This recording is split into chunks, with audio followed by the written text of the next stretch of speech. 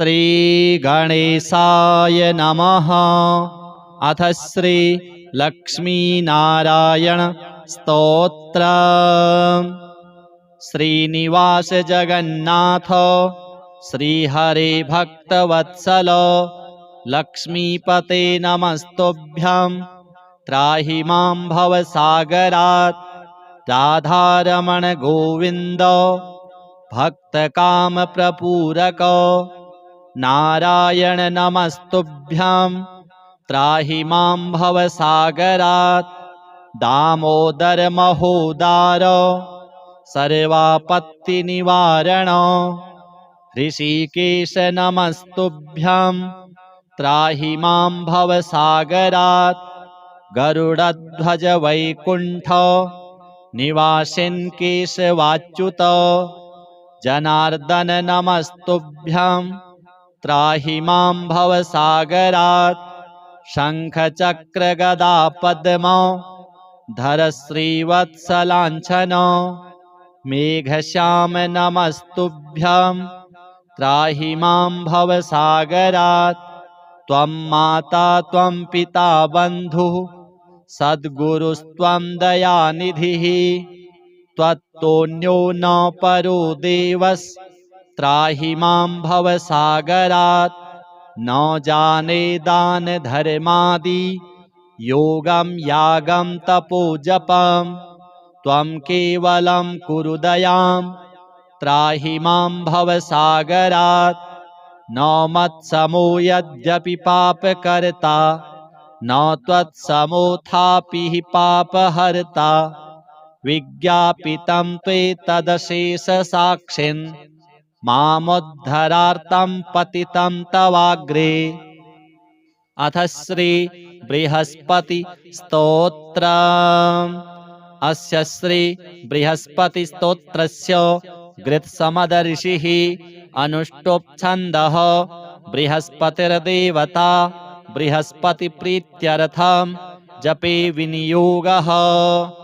गुरुर्बृहस्पतिर्जीवः सुराचार्यो विदाम्बरः वागीशोधिषणो दीर्घ श्मश्रुः पीताम्बरो युवा सुधादृष्टिर्ग्रहाधीशो ग्रहपीडापहारकः दयाकरः सौम्यमूर्तिः सुरार्च्यः कोमलद्युतिः लोकपूज्यो लोकगुरुर्नीतिज्ञो नीतिकारकः तारापतिश्चाङ्गिरसो वेदवेद्यः पितामहः भक्त्या बृहस्पतिं स्मृत्वा नामान्येतानि यः पठेत् आरोगी बलवान् श्रीमान् पुत्रवान् स भवेन्नरः जीवेद्वर्षशतं मर्त्यः पापं नश्यति यः पूजयेत् गुरुदिने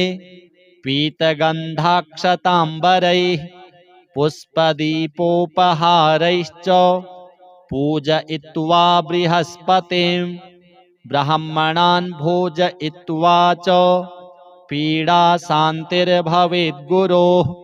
श्रीलक्ष्मीनारायण बृहस्पति देवार्पणमस्तु।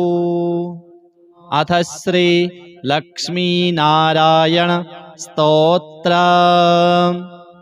श्रीनिवास जगन्नाथ श्रीहरे भक्तवत्सल लक्ष्मीपते नमस्तुभ्यं त्राहि मां भवसागरात्।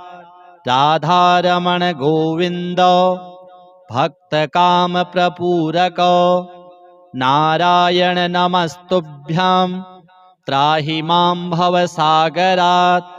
दामोदर महोदार सर्वापत्तिनिवारण ऋषिकेश नमस्तुभ्यं त्राहि मां भवसागरात्। गरुडध्वज वैकुण्ठ निवासिन् केशवाच्युत जनार्दन नमस्तुभ्यं त्राहि मां भवसागरात्। शङ्खचक्रगदा पद्म धर श्रीवत्सलाञ्छन मेघश्याम नमस्तुभ्यं त्राहि मां भवसागरात्। त्वं माता त्वं पिता बन्धुः सद्गुरुस्त्वं दयानिधिः। त्वत्तोऽन्यो न परो देवस्त्राहि मां भवसागरात्। न जाने दानधर्मादि योगं यागं तपो जपं। त्वं केवलं कुरु दयां त्राहि मां भवसागरात्। न मत्समो यद्यपि पापकर्ता न त्वत्समोऽथापि हि पापहर्ता। विज्ञापितं त्वेतदशेषसाक्षिन् मामुद्धरार्तं पतितं तवाग्रे। अथ श्री बृहस्पति स्तोत्रम्। अस्य श्री बृहस्पति स्तोत्रस्य गृत्समद ऋषिः अनुष्टुप् छन्दः। बृहस्पतिर्देवता बृहस्पति प्रीत्यर्थं जपे विनियोगः। गुरुर्बृहस्पतिर्जीवः सुराचार्यो विदाम्बरः। वागीशोधिषणो दीर्घः श्मश्रुः पीताम्बरो युवा। सुधादृष्टिर्ग्रहाधीशो ग्रहपीडापहारकः। दयाकरः सौम्यमूर्तिः सुरार्च्यः कोमलद्युतिः। लोकपूज्यो लोकगुरुर्नीतिज्ञो नीतिकारकः। तारापतिश्चाङ्गिरसो वेदवेद्यः पितामहः। भक्त्या बृहस्पतिं स्मृत्वा नामान्येतानि यः पठेत् अरोगी बलवान् श्रीमान् पुत्रवान् स भवेन्नरः। जीवेद्वर्षशतं मर्त्यः पापं नश्यति नश्यति। यः पूजयेत् गुरुदिने पीतगन्धाक्षताम्बरैः पुष्पदीपोपहारैश्च पूजयित्वा बृहस्पतिं। ब्राह्मणान् भोजयित्वा च पीडाशान्तिर्भवेत् गुरोः। श्रीलक्ष्मीनारायण बृहस्पति देवार्पणमस्तु। अथ श्री लक्ष्मीनारायण स्तोत्रम्। श्रीनिवास जगन्नाथ श्रीहरे भक्तवत्सल लक्ष्मीपते नमस्तुभ्यं त्राहि मां भवसागरात्। राधारमण गोविन्द भक्तकामप्रपूरक नारायण नमस्तुभ्यं त्राहि मां भवसागरात्। दामोदर महोदार सर्वापत्तिनिवारण ऋषिकेश नमस्तुभ्यं त्राहि मां भवसागरात्। गरुडध्वज वैकुण्ठ निवासिन् केशवाच्युत जनार्दन नमस्तुभ्यं त्राहि मां भवसागरात्। शङ्खचक्रगदा पद्म धर श्रीवत्सलाञ्छन मेघश्याम नमस्तुभ्यं त्राहि मां भवसागरात्। त्वं माता त्वं पिता बन्धुः सद्गुरुस्त्वं दयानिधिः। त्वत्तोऽन्यो न परो देवस्त्राहि मां भवसागरात्। न जाने दानधर्मादि योगं यागं तपो जपं। त्वं केवलं कुरु दयां त्राहि मां भवसागरात्। न मत्समो यद्यपि पापकर्ता न त्वत्समोऽथापि हि पापहर्ता। विज्ञापितं त्वेतदशेषसाक्षिन् मामुद्धरार्तं पतितं तवाग्रे। अथ श्री बृहस्पति स्तोत्रम्।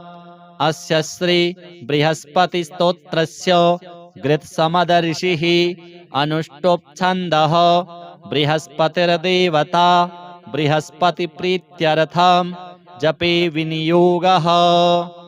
गुरुर्बृहस्पतिर्जीवः सुराचार्यो विदाम्बरः।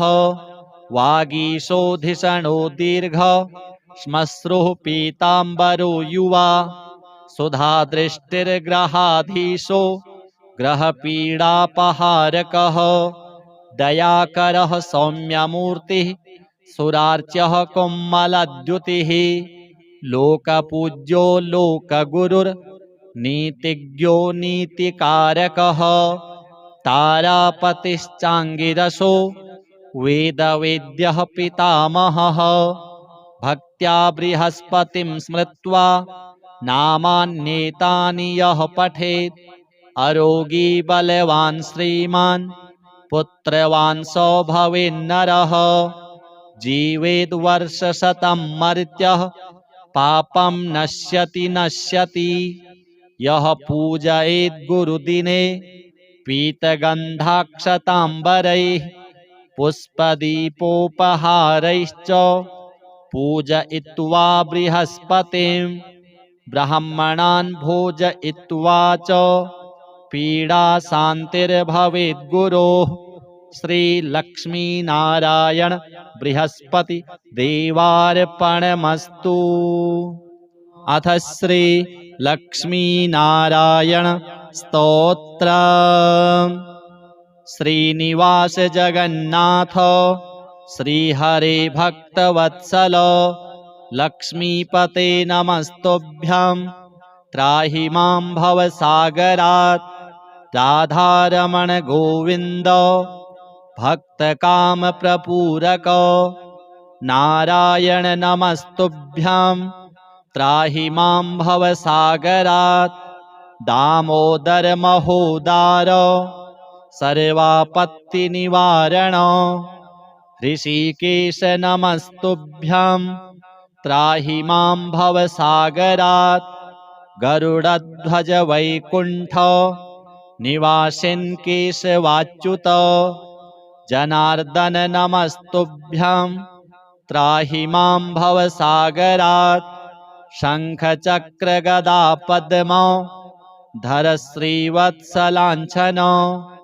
मेघश्याम नमस्तुभ्यं त्राहि मां भवसागरात् त्वं माता त्वं पिता बन्धुः सद्गुरुस्त्वं दयानिधिः त्वत्तोऽन्यो न परो देवस्त्राहि मां भवसागरात् न जाने दान धर्मादि योगं यागं तपोजपं त्वं केवलं कुरु दयां त्राहि मां भवसागरात् न मत्समो यद्यपि पापकर्ता न त्वत्समोऽथापि हि पापहर्ता विज्ञापितं त्वेतदशेषसाक्षिन् मामुद्धरार्तं पतितं तवाग्रे।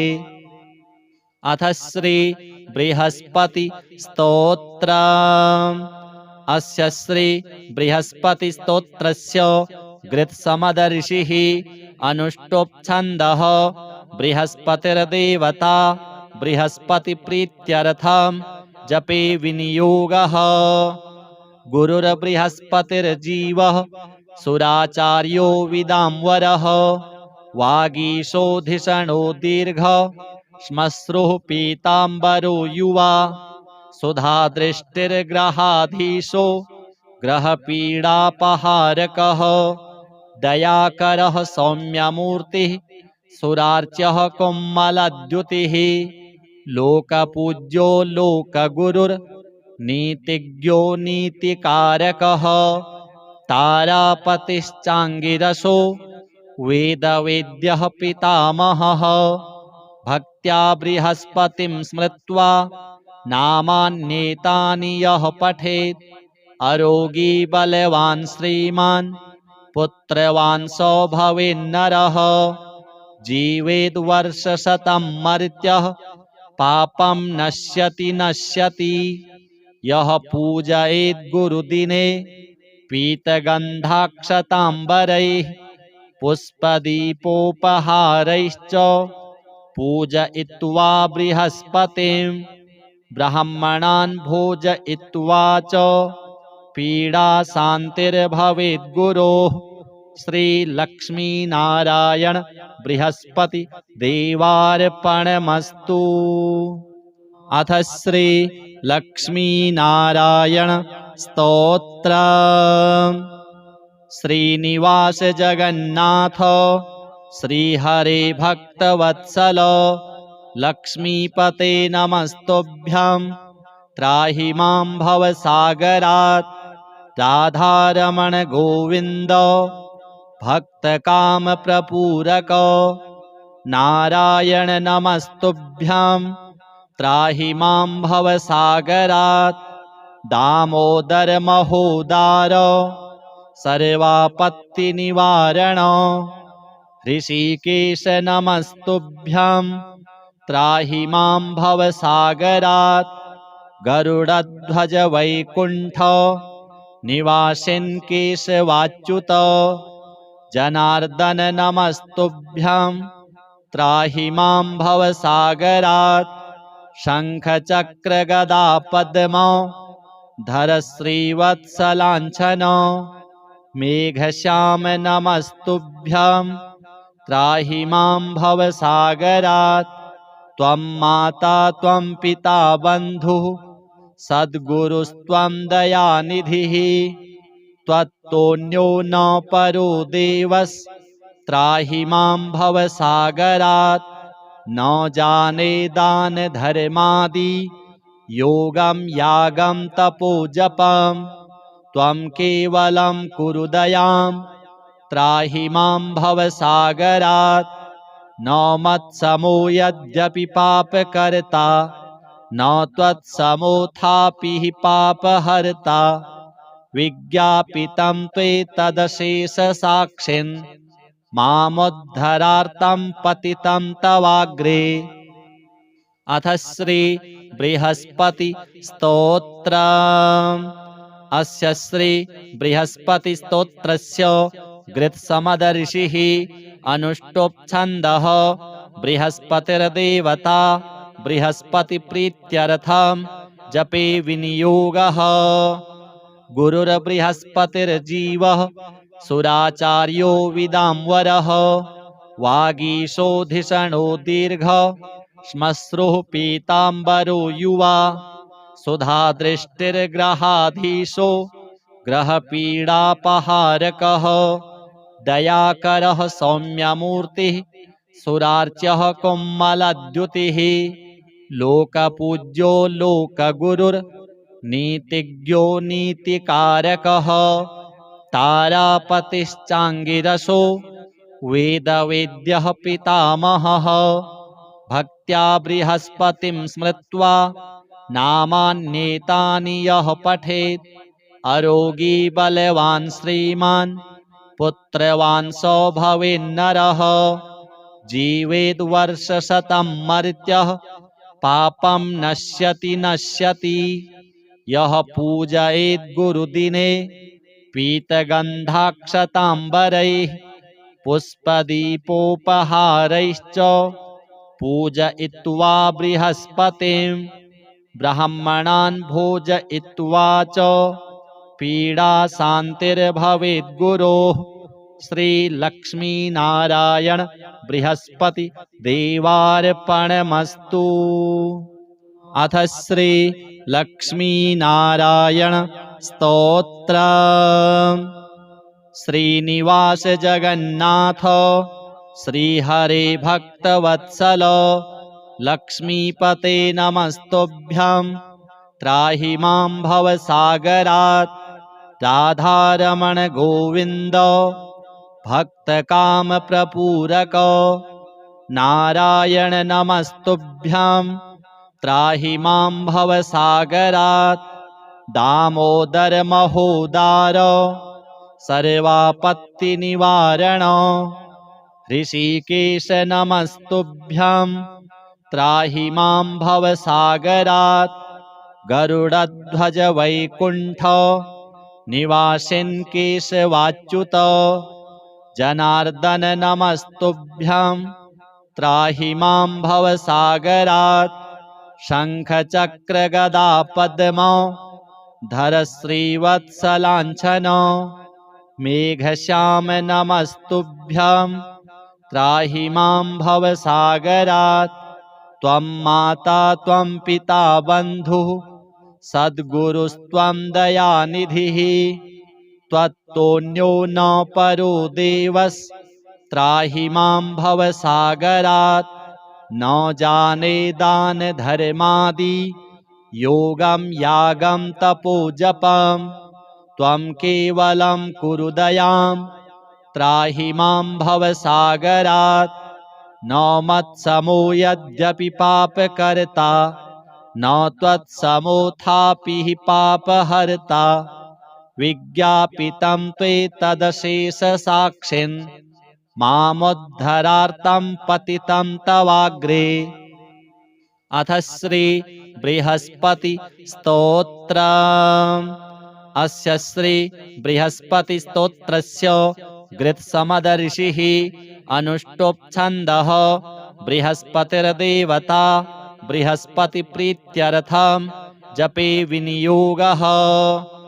गुरुर्बृहस्पतिर्जीवः सुराचार्यो विदाम्बरः वागीशोधिषणो दीर्घः श्मश्रुः पीताम्बरो युवा सुधादृष्टिर्ग्रहाधीशो ग्रहपीडापहारकः दयाकरः सौम्यमूर्तिः सुरार्च्यः कोमलद्युतिः लोकपूज्यो लोकगुरुर्नीतिज्ञो नीतिकारकः तारापतिश्चाङ्गिरसो वेदवेद्यः पितामहः भक्त्या बृहस्पतिं स्मृत्वा नामान्येतानि यः पठेत् अरोगी बलवान् श्रीमान् पुत्रवान् स भवेन्नरः जीवेद्वर्षशतं मर्त्यः पापं नश्यति यः पूजयेत् गुरुदिने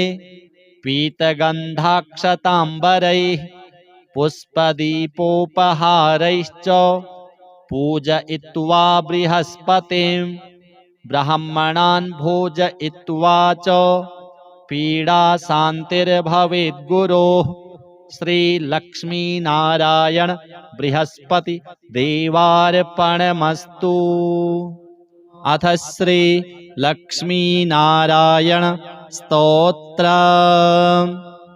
श्रीनिवास जगन्नाथ श्रीहरे भक्तवत्सल लक्ष्मीपते नमस्तुभ्यं त्राहि मां भवसागरात् राधारमण गोविन्द भक्तकामप्रपूरक नारायण नमस्तुभ्यं त्राहि मां भवसागरात् दामोदर महोदार सर्वापत्तिनिवारण ऋषिकेश नमस्तुभ्यं त्राहि मां भवसागरात् गरुडध्वज वैकुण्ठ निवासिन् केशवाच्युत जनार्दन नमस्तुभ्यं त्राहि मां भवसागरात् शङ्खचक्रगदा पद्म धर श्रीवत्सलाञ्छन मेघश्याम नमस्तुभ्यं त्राहि मां भवसागरात् त्वं माता त्वं पिता बन्धुः सद्गुरुस्त्वं दयानिधिः त्वत्तोऽन्यो न परो देवस्त्राहि मां भवसागरात् न जाने दानधर्मादि योगं यागं तपोजपं त्वं केवलं कुरु दयां त्राहि मां भवसागरात् न मत्समो यद्यपि पापकर्ता न त्वत्समोऽथापि हि पापहर्ता विज्ञापितं त्वेतदशेषसाक्षिन् मामुद्धरार्तं पतितं तवाग्रे। अथ श्री बृहस्पति स्तोत्रम्।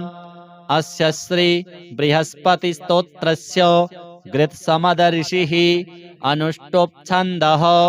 बृहस्पतिर्देवता बृहस्पतिप्रीत्यर्थं जपे विनियोगः। गुरुर्बृहस्पतिर्जीवः सुराचार्यो विदाम्बरः वागीशोधिषणो दीर्घः श्मश्रुः पीताम्बरो युवा सुधादृष्टिर्ग्रहाधीशो ग्रहपीडापहारकः दयाकरः सौम्यमूर्तिः सुरार्च्यः कोमलद्युतिः लोकपूज्यो लोकगुरुर्नीतिज्ञो नीतिकारकः तारापतिश्चाङ्गिरसो वेदवेद्यः पितामहः भक्त्या बृहस्पतिं स्मृत्वा नामान्येतानि यः पठेत् अरोगी बलवान् श्रीमान् पुत्रवान् स भवेन्नरः जीवेद्वर्षशतं मर्त्यः पापं नश्यति नश्यति यः पूजयेत् गुरुदिने पीतगन्धाक्षताम्बरैः पुष्पदीपोपहारैश्च पूजयित्वा बृहस्पतिं ब्राह्मणान् भोजयित्वा च पीडाशान्तिर्भवेत् गुरोः श्रीलक्ष्मीनारायण बृहस्पति देवार्पणमस्तु। अथ श्री लक्ष्मीनारायण स्तोत्र। श्रीनिवास जगन्नाथ श्रीहरे भक्तवत्सल लक्ष्मीपते नमस्तुभ्यं त्राहि मां भवसागरात् राधारमण गोविन्द भक्तकामप्रपूरक नारायण नमस्तुभ्यं त्राहि मां भवसागरात् दामोदर महोदार सर्वापत्तिनिवारण ऋषिकेश नमस्तुभ्यं त्राहि मां भवसागरात् गरुडध्वज वैकुण्ठ निवासिन् केशवाच्युत जनार्दन नमस्तुभ्यं त्राहि मां भवसागरात् शङ्खचक्रगदा पद्म धर श्रीवत्सलाञ्छन मेघश्याम नमस्तुभ्यं त्राहि मां भवसागरात् त्वं माता त्वं पिता बन्धुः सद्गुरुस्त्वं दयानिधिः त्वत्तोऽन्यो न परो देवस्त्राहि मां भवसागरात् न जाने दानधर्मादि योगं यागं तपोजपं त्वं केवलं कुरु दयां त्राहि मां भवसागरात् न मत्समो यद्यपि पापकर्ता न त्वत्समोऽथापि पापहर्ता विज्ञापितं त्वेतदशेषसाक्षिन् मामुद्धरार्तं पतितं तवाग्रे। अथ श्री बृहस्पति स्तोत्र। अस्य श्री बृहस्पति स्तोत्रस्य गृत्समद ऋषिः अनुष्टुप् छन्दः बृहस्पतिर्देवता बृहस्पति प्रीत्यर्थं जपे विनियोगः। गुरुर्बृहस्पतिर्जीवः सुराचार्यो विदाम्बरः वागीशोधिषणो दीर्घः श्मश्रुः पीताम्बरो युवा सुधादृष्टिर्ग्रहाधीशो ग्रहपीडापहारकः दयाकरः सौम्यमूर्तिः सुरार्च्यः कोमलद्युतिः लोकपूज्यो लोकगुरुर्नीतिज्ञो नीतिकारकः तारापतिश्चाङ्गिरसो वेदवेद्यः पितामहः भक्त्या बृहस्पतिं स्मृत्वा नामान्येतानि यः पठेत् अरोगी बलवान् श्रीमान् पुत्रवान् स भवेन्नरः जीवेद्वर्षशतं मर्त्यः पापं नश्यति नश्यति यः पूजयेत् गुरुदिने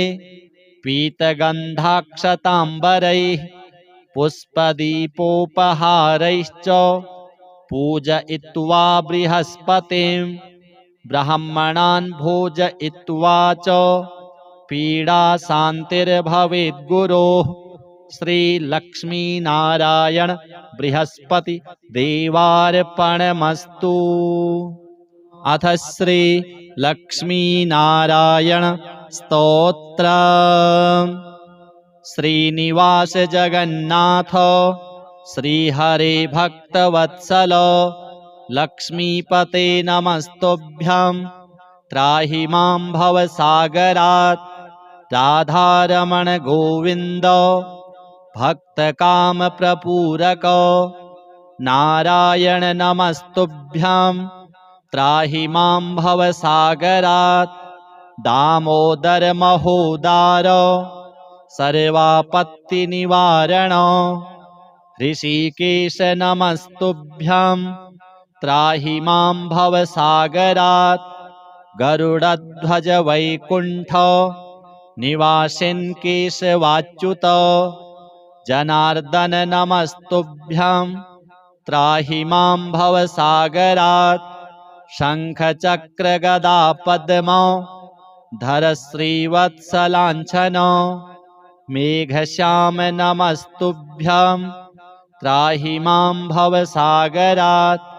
त्वं माता त्वं पिता बन्धुः सद्गुरुस्त्वं दयानिधिः त्वत्तोऽन्यो न परो देवस्त्राहि मां भवसागरात्।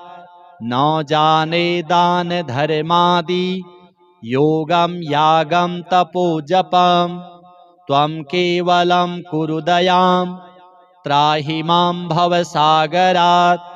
न मत्समो यद्यपि पापकर्ता न त्वत्समोऽथापि हि पापहर्ता।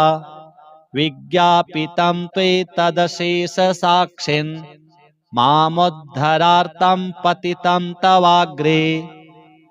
अथ श्री बृहस्पति स्तोत्र। अस्य श्री बृहस्पति स्तोत्रस्य गृत्समदर्षिः अनुष्टुप् छन्दः। बृहस्पतिर्देवता बृहस्पतिप्रीत्यर्थं जपे विनियोगः। गुरुर्बृहस्पतिर्जीवः सुराचार्यो विदाम्बरः।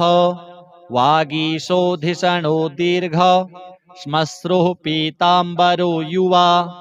सुधादृष्टिर्ग्रहाधीशो ग्रहपीडापहारकः। दयाकरः सौम्यमूर्तिः सुरार्च्यः कोमलद्युतिः। लोकपूज्यो लोकगुरुर्नीतिज्ञो नीतिकारकः। तारापतिश्चाङ्गिरसो वेदवेद्यः पितामहः। भक्त्या बृहस्पतिं स्मृत्वा नामान्येतानि यः पठेत् अरोगी बलवान् श्रीमान् पुत्रवान् स भवेन्नरः। जीवेद्वर्षशतं मर्त्यः पापं नश्यति नश्यति। यः पूजयेत् गुरुदिने पीतगन्धाक्षताम्बरैः पुष्पदीपोपहारैश्च पूजयित्वा बृहस्पतिं। ब्राह्मणान् भोजयित्वा च पीडाशान्तिर्भवेद्गुरोः श्रीलक्ष्मीनारायण बृहस्पति देवार्पणमस्तु। अथ श्री लक्ष्मीनारायण स्तोत्र। श्रीनिवास जगन्नाथ श्रीहरे भक्तवत्सल लक्ष्मीपते नमस्तुभ्यं त्राहि मां भवसागरात्। राधारमण गोविन्द भक्तकामप्रपूरक नारायण नमस्तुभ्यं त्राहि मां भवसागरात्। दामोदर महोदार सर्वापत्तिनिवारण ऋषिकेश नमस्तुभ्यं त्राहि मां भवसागरात्। गरुडध्वज वैकुण्ठ निवासिन् केशवाच्युत जनार्दन नमस्तुभ्यं त्राहि मां भवसागरात्।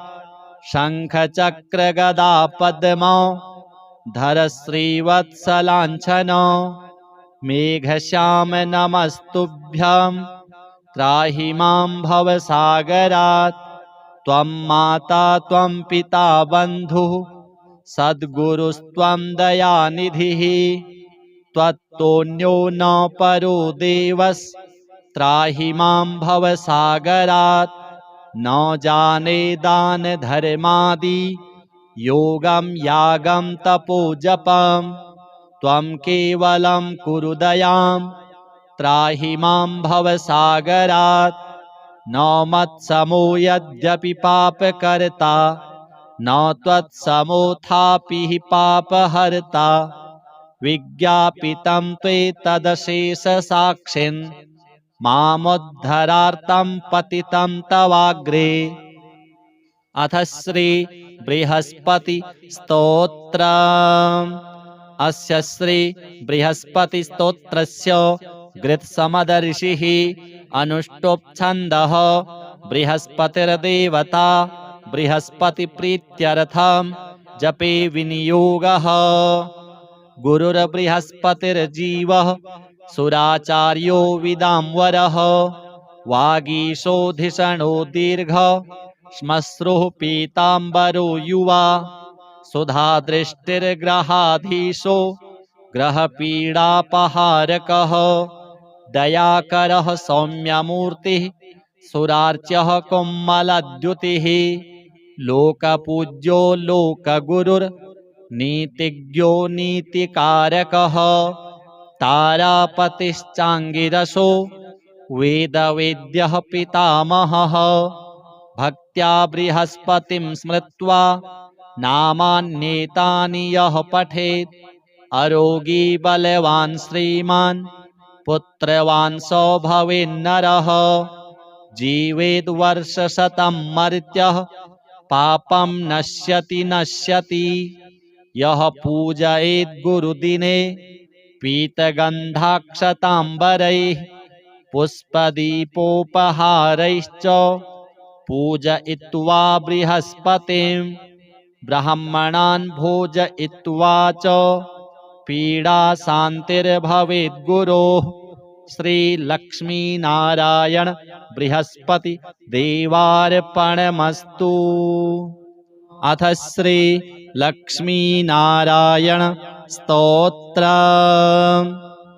श्रीनिवास जगन्नाथ श्रीहरे भक्तवत्सल लक्ष्मीपते नमस्तुभ्यं त्राहि मां भवसागरात् राधारमण गोविन्द भक्तकामप्रपूरक नारायण नमस्तुभ्यं त्राहि मां भवसागरात् दामोदर महोदार सर्वापत्तिनिवारण ऋषिकेश नमस्तुभ्यं त्राहि मां भवसागरात् गरुडध्वज वैकुण्ठ निवासिन् केशवाच्युत जनार्दन नमस्तुभ्यं त्राहि मां भवसागरात् शङ्खचक्रगदा पद्म धर श्रीवत्सलाञ्छन